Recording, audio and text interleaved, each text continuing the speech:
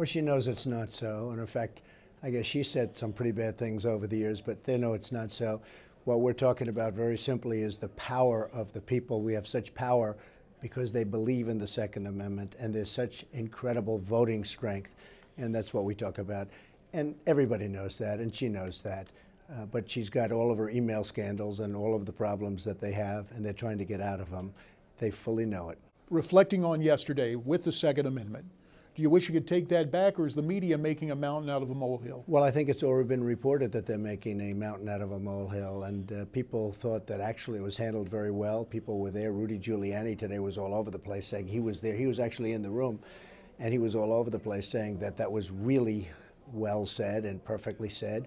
You saw the reaction of the audience. They took it like, you know, just a very normal statement. We're talking about the power of the voter, and that's what it is.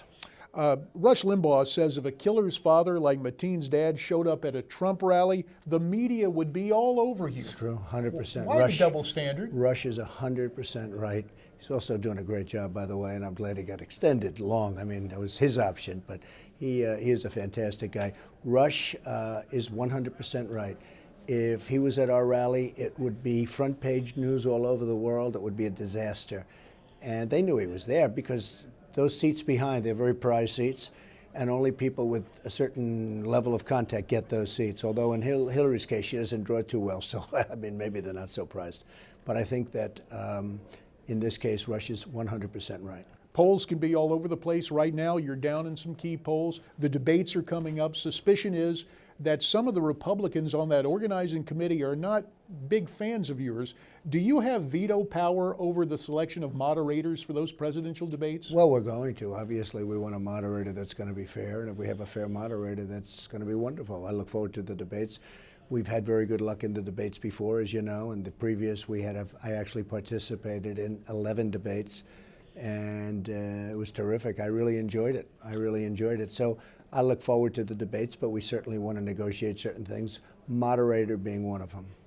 My old congressional buddy, Joe Scarborough, early on looked like you guys were kindred spirits, but lately things have gotten hostile. He says you, quote, crossed a bloody line and added that the Republican Party should dump Trump. Where's Joe coming from? You know, I haven't watched him in so long. I really don't watch him. His show is very low rated. I have not watched that show in weeks. He used to like me, and then all of a sudden he didn't like me, and that's okay. But I haven't watched that show in so long, so I haven't seen. Roger Ailes, now out of Fox News, but he advised 3 previous presidents. He understands politics. Is he advising you now or your campaign? No, he's not. But he's a man who's done an amazing job building Fox, an amazing job. And I think he's been given credit for that. All the allegations against him, do you buy those? Well, I just don't know anything about it. I speak to Roger on occasion now, but Roger has done, look, the job he's done at Fox is probably unprecedented in television history. That's the only thing I know. Let me ask you about evangelical Christians. You're visiting with some in Florida this week with some pastors. That's right. How important is the evangelical community to your success? Very important, and I think I'll get hopefully 100% of their vote. We're putting in the Johnson Amendment, which is very powerful, which is very good, which is going to give voice to the ministers and to the pastors and to, frankly, people and representatives of all religions. And I think it's going to be a very, very powerful reason to vote for Donald Trump. It's actually in our platform, in the Republican platform, at my request, very strong request. And I think the evangelicals, I won them in the primaries big league, and I think we're going to win them again. And from all indications, it's very, very strong, and I hope they get out and vote, because if they get out and vote, it's going to be a big benefit to all of us. Earlier this week, Detroit, you lay out your economic plan, tax cuts, taking that top rate 33% down to 25%. Larry Kudlow says it's great. What do you think is the best thing about your economic plan? Well, I think better than anything else, we're cutting, obviously we're cutting taxes. We're simplifying all taxes for everybody, including for corporations, and we're bringing down business tax down to 15%. We're lowering taxes to get money back in. We have trillions of dollars just trillions of dollars of corporate money outside of the United States. We're bringing that down to 10% so people can companies can bring in these trillions of dollars and put them to work here. And that's, I think, some of the points, but we have a plan that is going to really reinvigorate our country. We have no growth right now. We're a disaster. I mean, the country's a disaster. And this will reinvigorate, I think, like maybe nothing else since Reagan, and maybe even more so. Finally, we sat down a little over a year ago. You have had great success. You obviously want more success.